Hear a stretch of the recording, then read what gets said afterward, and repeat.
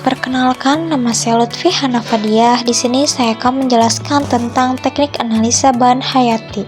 Tonton sampai akhir video ya. Analisa bahan hayati adalah proses pengujian dan evaluasi terhadap bahan-bahan yang berasal dari organisme hidup seperti tumbuhan, hewan, mikroorganisme, atau produk turunannya.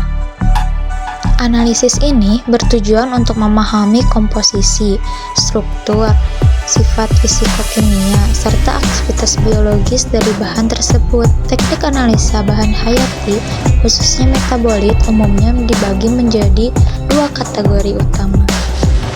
Yang pertama, ada analisis metabolit primer. Metabolit primer adalah senyawa yang berperan langsung dalam pertumbuhan, perkembangan, dan kelangsungan hidup organisme. Contoh utama metabolit primer meliputi karbohidrat, protein, lipid, dan asam nukleat. Yang selanjutnya ada analisis metabolit sekunder. Metabolit sekunder adalah senyawa yang tidak langsung terlibat dalam pertumbuhan dan perkembangan, tetapi memiliki fungsi ekologis dan farmakologis seperti flavonoid, alkaloid, saponin, terpenoid, dan fenolik. Lalu ada prinsip analisis bahan hayati. Prinsip analisis bahan hayati melibatkan berbagai pendekatan ilmiah, tergantung pada jenis bahan yang dianalisis dan tujuan analisisnya. Prinsip utamanya meliputi ekstraksi dan isolasi, di mana pemisahan komponen aktif dari bahan hayati menggunakan pelarut atau metode fisik. Lalu ada kromatografi, digunakan untuk pemisahan senyawa kompleks seperti high performance liquid chromatography atau gas chromatography. Selanjutnya, spektroskopi mengidentifikasi struktur molekul dengan metode seperti UV. Selanjutnya ada analisis biologis, di mana uji bioaktivitas untuk mengukur efek farmakologi, toksisitas, atau kemampuan antioksidan. Adapun ada teknik mikrobiologi, digunakan untuk menganalisis mikroorganisme atau produk fermentasi. Lalu selanjutnya ada jenis analisis bahan hayati. Berdasarkan tujuan dan tekniknya, analisis bahan hayati dibagi menjadi beberapa jenis, antara lain ada analisis kimia, di mana identifikasi senyawa aktif dalam bahan kimia, pengujian kandungan zat seperti protein, lipid, karbohidrat, flavonoid, alkaloid, dan lain-lain. Selanjutnya, analisis fisikokimia digunakan untuk mengukur pH, kelarutan, viskositas, atau stabilitas senyawa. Lalu, selanjutnya ada analisis biokimia, digunakan untuk uji enzim, aktivitas antioksidan, atau interaksi dengan biomolekul. Selanjutnya ada analisis mikrobiologi, di mana digunakan untuk isolasi dan identifikasi bakteri, jamur, atau virus dalam bahan hayati. Lalu ada analisis genetik, di mana ini tuh digunakan untuk PCR, sequencing DNA atau RNA, dan untuk mengidentifikasi spesies atau modifikasi genetik. Selanjutnya ada analisis toksikologi, di mana uji toksisitas untuk mengetahui keamanan bahan bagi makhluk hidup. Selanjutnya, produk hasil analisis bahan hayati. Berdasarkan analisis yang dilakukan, bahan hayati dapat dimanfaatkan untuk berbagai produk, antara lain seperti obat-obatan herbal dan farmasi, seperti ekstrak tanaman obat, antibiotik dari mikroba.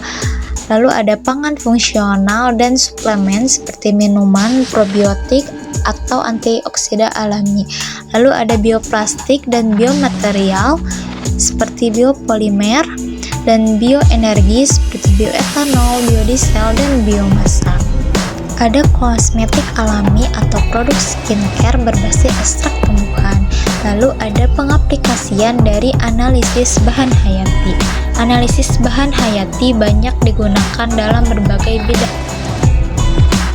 Ada industri farmasi digunakan untuk pengembangan obat dari bahan alam dan uji klinis. Lalu ada industri pangan di mana untuk pengendalian kualitas bahan baku, kandungan nutrisi dan keamanan pangan.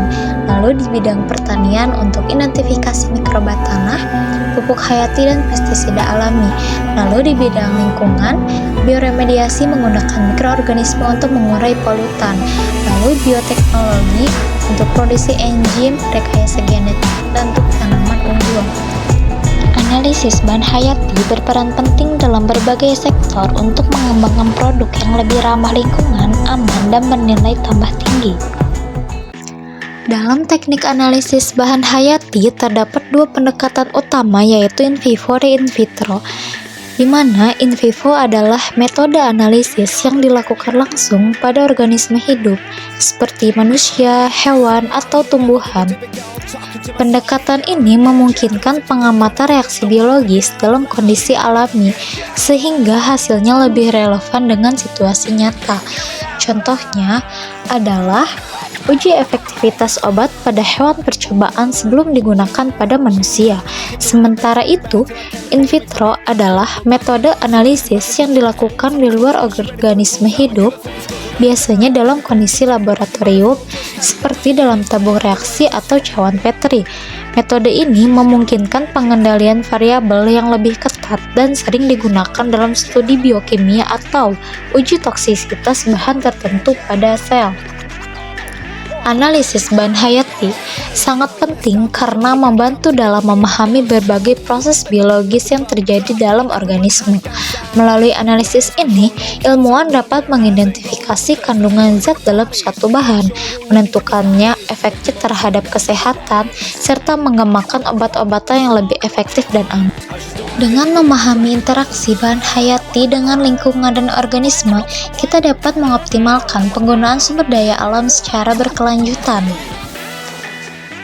Lebih jauh, pentingnya analisis bahan hayati juga mencakup berbagai aspek kehidupan seperti keamanan pangan, kesehatan manusia, dan konservasi lingkungan.